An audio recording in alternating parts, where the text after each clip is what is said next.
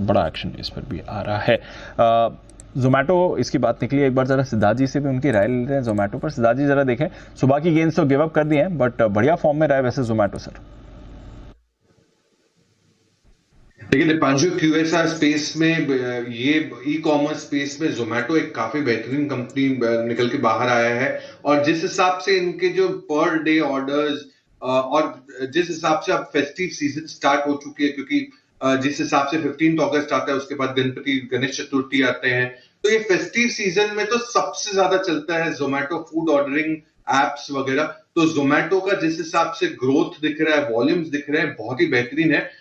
बस यही है कि आपको एक अपना पोर्शन ऑफ पोर्टफोलियो का डिसाइड करके रखना है कि भाई आपको 10-15% के आसपास का जो स्टार्टअप बिजनेस है इसके लिए फोकस करके लगा के रखना है पोर्टफोलियो में। उस हिसाब से अगर आप फोकस 2-3 सालों का रखेंगे तो सबसे बेहतरीन होगा। जो अनिल जी बहुत बार कहते हैं कि इस पे टीटी देखना है, टाइम टारगेट्स लेने हैं rather than price targets. Price target के बजाय टाइम टारगेट पर फोकस करें और होल्ड करें आप अपने इसको पोर्टफोलियो में। ये आज जोमेटो पर आती हुई दिखी। आज मजबूत खुलने